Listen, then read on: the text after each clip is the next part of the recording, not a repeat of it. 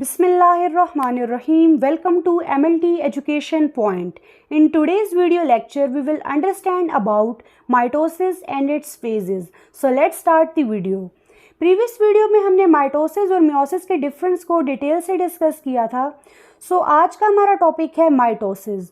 Mitosis क्या है? Cell division की एक टाइप है जिसमें 2 डॉटर सेल्स की फॉर्मेशन होती है और ये डॉटर सेल्स के अंदर सेम नंबर और काइंड ऑफ क्रोमोसोम प्रेजेंट होते हैं as the parent cell.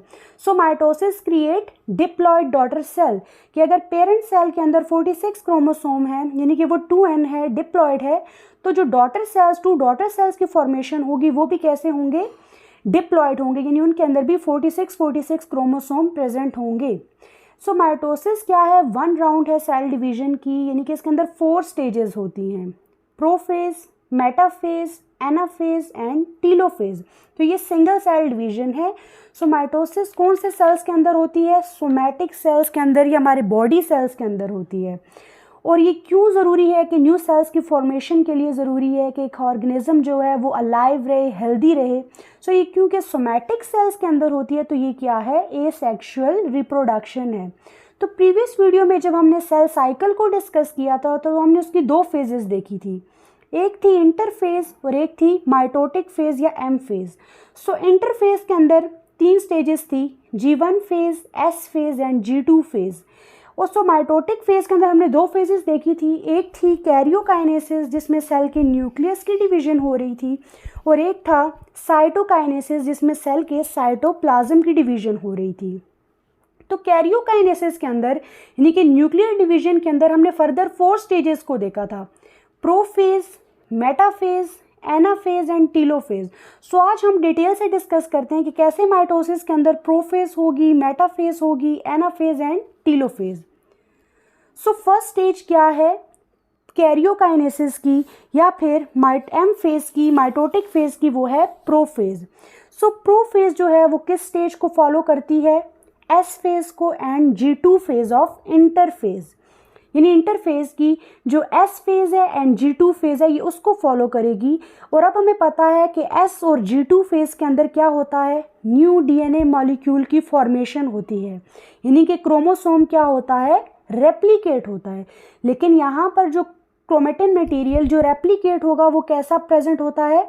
Intertwine form में, इंटेंगल्ड फॉर्म में, यानी कि वो क्लियर नहीं होता. वो कैसा होता है? उलझा हुआ प्रेजेंट होता है. तो अगर हम डायग्राम में देखें तो इंटरफेस के अंदर आपको कुछ यूँ दिखाई देता है कि जो न्यूक्लियर मटेरियल है यानी कि जो DNA मॉलिक्यूल या क्रोमेटिन है वो कैसा होता है? इंटेंगल्ड होता है, यानी कि वो क्लियरली विजिबल नहीं होता, डिस्टिंक्ट नहीं होता. तो प्रोफेज में क्या होगा कि ये जो क्रोमेटिन मटेरियल था वो क्या होना स्टार्ट हो जाता है? कंडेंस होना स्टार्ट हो जाता है, यानी उसकी कंडेंसेशन स्टार्ट हो जाती है, वो थिक होना स्टार्ट हो जाता है, डेंस, और वो क्लियरली विजिबल होता है अंडर माइक्रोस्कोप. प्रोफेज के अंदर क्या होता है? Prophase is marked by the initiation of condensation of chromosomal material, यानी कि जो क्रोमोसोमल मटेरियल होता है वो कैसा स्टार्ट हो जाता है? कंडेंस होना. कि जो पहले क्रोमेटिन मटेरियल एक फाइन थ्रेड नेटवर्क में प्रेजेंट था वो अब कंडेंस होकर क्रोमोसोम बन जाएगा कि वो विजिबल हो जाएगा.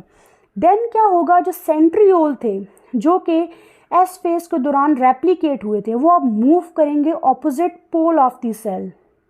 यानी इंटरफेस के अंदर ये जो सेंट्रोसोम आपको दिखाई दे रहा है, सेंट्रोसोम क्या होता है? एरिया होता है साइटोप्लाज्म के अंदर जहाँ पर सेंट्रियोल्स प्रेजेंट होते हैं. Centrosome is the area of cytoplasm where centrioles are present. This area is called centrosome.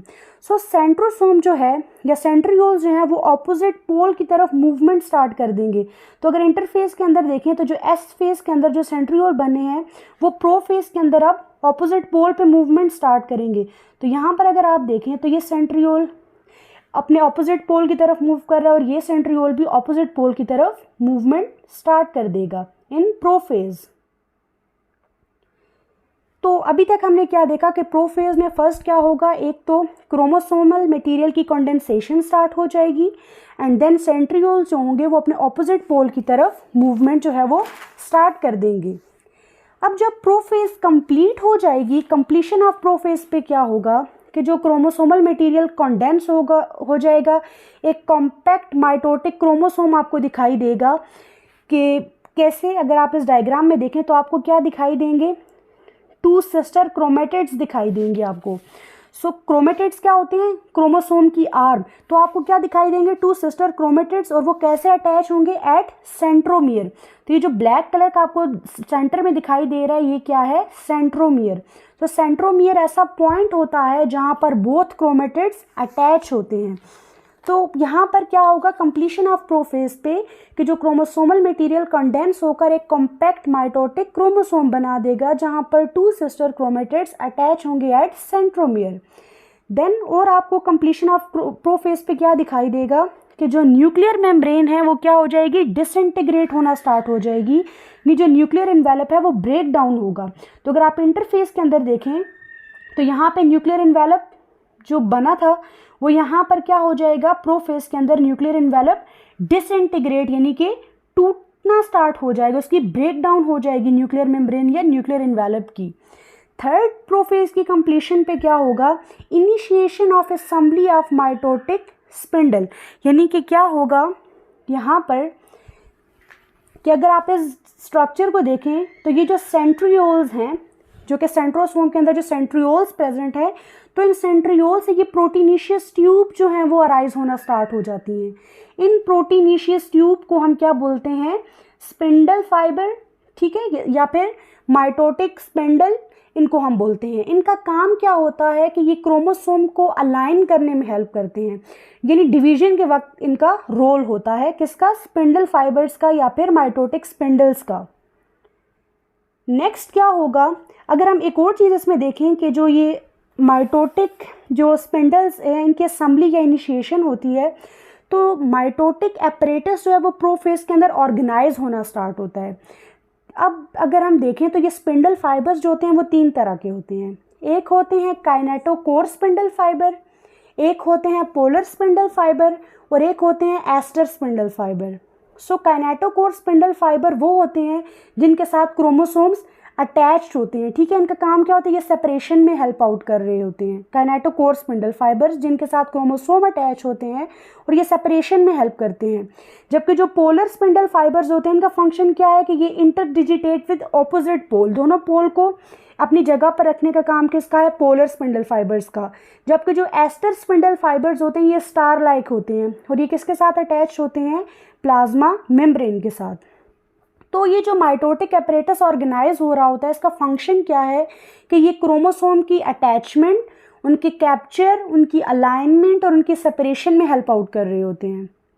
Then fourth क्या है कि Golgi complex, endoplasmic reticulum, nucleolus, nuclear envelope, ये सब क्या हो जाते हैं, डिसअपियर होना स्टार्ट हो जाते हैं। तो अगर आप यहाँ पर देखें तो इंटरफेस के अंदर आपको न्यूक्लियस दिखाई दे रहा है, न्यूक्लियर एनवेलप दिखाई दे रही है, न्यूक्लियोलस दिखाई दे रहा है, लेकिन प्रोफेज के अंदर क्या होता है कि ये सब स्ट्रक्चर डिसअपियर होना स्टार्ट हो जाते हैं। तो न्यूक्लियोलस क्या हो जाता है, डिसअपियर होना स्टार्ट हो जाएगा।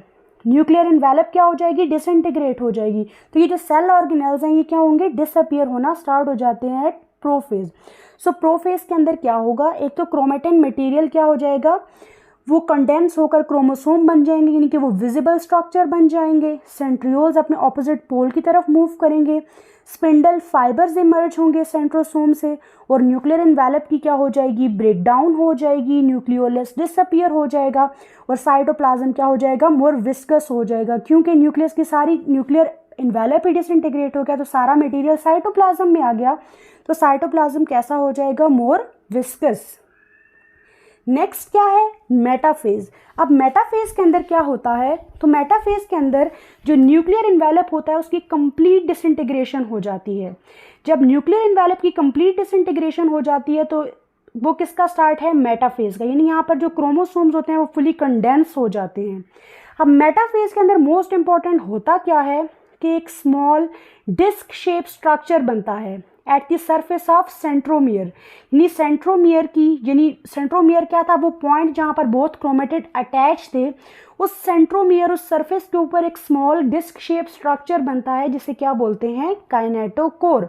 अब ये काइनेटोकोर क्या करता है, ये स्ट्रक्चर एक क्या प्रोवाइड करता है, साइट ऑफ अटैचमेंट प्रोवाइड करता है। यानी स्पिंडल फाइबर को टू क्रोमोसोम, और उनको कहाँ पर मूव कर देता है, सेंटर ऑफ द सेल पे, यानी कि इक्वेटर पे। यानी मेटाफेज में जो क्रोमोसोम्स होते हैं वो कहाँ पर आ जाते हैं, सेल के सेंटर पे एक इक्वेटर पर आ जाते हैं, जिसे हम क्या बोलते हैं, मेटाफेज प्लेट बोलते हैं।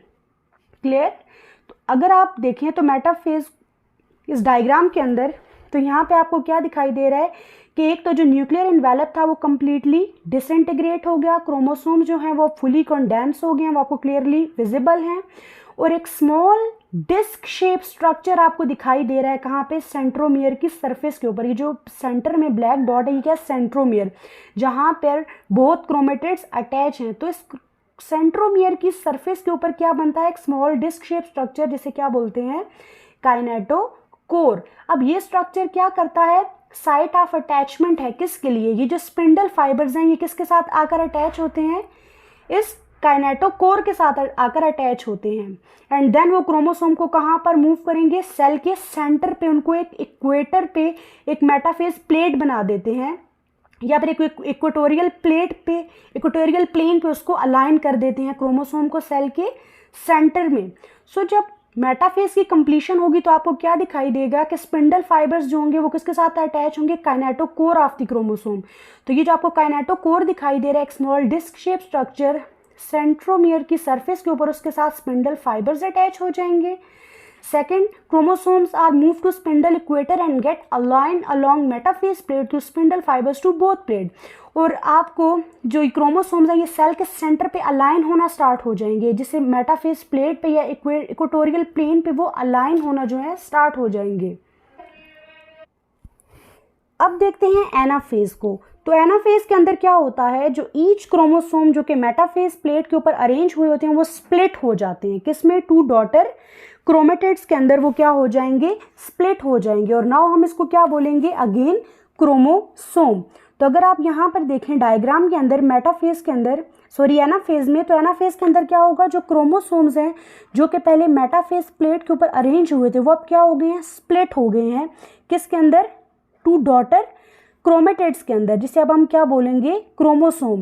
यानी कि वो उनकी माइग्रेशन स्टार्ट हो गई है ऑपोजिट पोल की तरफ, यानी स्पिंडल फाइबर्स क्या हो गए हैं, कॉन्स्ट्रिक्ट हो गए हैं, और वो सेपरेशन कर रहे हैं क्रोमेटिड की। सो क्रोमोसोम्स जो होंगे वो अवे मूव करेंगे, जो इक्वेटोरियल प्लेट है या मेटाफेज प्लेट है उससे अवे मूव करेंगे, और उनका जो सेंट्रोमियर होगा ईच क्रोमोसोम का, वो अगर आप देखें तो वो कहाँ पर है, towards the pole. So centromere split हो गया, क्रोमेटिड्स सेपरेट हो गए, और क्रोमेटिड्स जो हैं वो कहाँ पर मूव करेंगे, क्रोमोसोम कहाँ पर मूव करेंगे, towards the opposite pole in anaphase. So anaphase की कंप्लीशन पे आपको क्या दिखाई देगा कि क्रोमोसोम्स जो होंगे वो अवे मूव करेंगे इक्वेटोरियल प्लेट के, जो सेंट्रोमियर होगा ईच क्रोमोसोम का वो कहाँ पर होगा, टूवर्ड्स दी पोल। और सेंट्रोमियर जब स्प्लिट होगा तो वो क्रोमेटिड्स को सेपरेट कर देगा, और क्रोमेटिड्स जो होंगे या क्रोमोसोम अपने ऑपोजिट पोल की तरफ मूवमेंट जो है वो स्टार्ट कर देंगे इन एनाफेज। सो एनाफेज जो है वो बहुत ही क्रिटिकल फेज है, क्योंकि इसके अंदर डिस्ट्रीब्यूशन हो रही है क्रोमोसोम की इन डॉटर सेल्स। और यहाँ पर भी एनाफेज के अंदर भी क्या होता है कि कौन से जो है स्पिंडल फाइबर्स इन्वॉल्व होंगे, kinetochore spindle fibres and polar spindle fibres. So kinetochore spindle fibres contract होंगे, और जो पोलर स्पिंडल फाइबर्स हैं वो इलोंगेट होंगे। तो इसकी वजह से क्या होगी, एक फोर्स एक्सर्ट होगी जो कि सेपरेट करेगी क्रोमेटिड्स ऑफ दी, या फिर क्रोमोसोम्स को सेपरेट करेगी। देन जो लास्ट है वो क्या है, टीलोफेज। सो टीलोफेज जो है वो रिवर्स है प्रोफेज का। यहाँ पर क्रोमोसोम्स क्या होंगे, वो अपने जो रिस्पेक्टिव पोल है वहाँ पर पहुँच जाएंगे, और वहाँ पर पहुँचने के बाद वो अगेन क्या हो जाएंगे, डीकंडेंस हो जाएंगे, अगेन वो क्रोमेटिन में कन्वर्ट हो जाएंगे। वो अपनी जो इंडिविजुअलिटी थी, एक कॉम्पैक्ट स्ट्रक्चर था, एक डिस्टिंक्ट सा उनका स्ट्रक्चर था, उसको लूज कर देंगे, और वो एक मास सा बन जाएंगे। और जो न्यूक्लियर इन्वेलप जो कि पहले डिसअपियर हो गई थी वो अब अगेन क्या हो जाएगी, रीफॉर्म हो जाएगी। जो nucleolus, Golgi complex, endoplasmic reticulum, cell organelle disappear हो गए थे, वो टीलोफेज के अंदर रीफॉर्म होना स्टार्ट हो जाएंगे। सो टीलोफेज के अंदर क्या होगा, जो क्रोमेटिन मटेरियल है वो क्या हो जाएगा, डीकंडेंस हो जाएगा, ठीक है। और यहाँ पर और क्या होगा कि जो न्यूक्लियर एनवेलप है वो अगेन से रीफॉर्म हो जाएगी, जो सेल के ऑर्गेनेल्स हैं वो रीफॉर्म हो जाएंगे, क्रोमेटिन अपीयर हो जाएगा ट्यू न्यूक्लियाई के अंदर। यानी यहाँ पर अब सेल आगे से 2 डॉटर सेल्स के अंदर डिवाइड होने के लिए तैयार हो जाता है इन टीलोफेज। अब हम देखते हैं साइटोकाइनेसिस क्या होती है। तो इससे पहले हमने कैरियोकाइनेसिस देखा कि कैसे सेल के न्यूक्लियस की डिवीजन होती है। तो साइटोकाइनेसिस क्या है? डिवीजन ऑफ सेल साइटोप्लाज्म, यानी यहाँ पर 2 डॉटर सेल्स की फॉर्मेशन होगी, यानी जो साइटोसोल है, सेल का साइटोप्लाज्म है, इंट्रासेलुलर ऑर्गेनेल्स हैं या प्लाज्मा मेम्ब्रेन है, वो डिस्ट्रीब्यूट होगी और स्प्लिट होंगी 2 आइडेंटिकल डॉटर सेल्स के अंदर।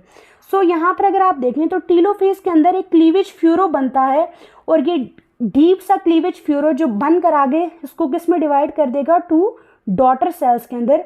तो इनमें same number of chromosome present होंगे एज पेरेंट सेल। तो अगर पेरेंट सेल के अंदर 46 क्रोमोसोम है तो इन डॉटर सेल्स के अंदर भी 46 क्रोमोसोम प्रेजेंट होंगे। देन माइटोसिस के सिग्निफिकेंस क्या है? तो माइटोसिस जो है वो इक्वेशनल डिवीजन है और ये यूजुअली रिस्ट्रिक्ट होती है डिप्लॉइड सेल्स के लिए। तो माइटोसिस के अंदर क्या होते हैं? डिप्लॉइड सेल्स की फॉर्मेशन होती है, यानी जितने पेरेंट सेल्स के अंदर क्रोमोसोम प्रेजेंट होंगे उतने ही डॉटर सेल्स के अंदर भी same number and same kind of chromosome present होंगे और जो डॉटर सेल्स बनेंगे वो अपने पेरेंट सेल की आइडेंटिकल कॉपी होते हैं। सो माइटोसिस जो होती है वो सेल की ग्रोथ के लिए नेसेसरी होती है और जो डेड सेल्स होते हैं उनको वर्न आउट करने के लिए, जैसे हमारी स्किन की जो आउटर मोस्ट लेयर है एपिडर्मिस वो शेड होती रहती है, तो वहाँ पे न्यू सेल्स की फॉर्मेशन के लिए माइटोसिस ज़रूरी है, सेल की ग्रोथ के लिए ज़रूरी है और जो रिप्लेस करने के लिए जो वर्न आउट सेल्स हैं।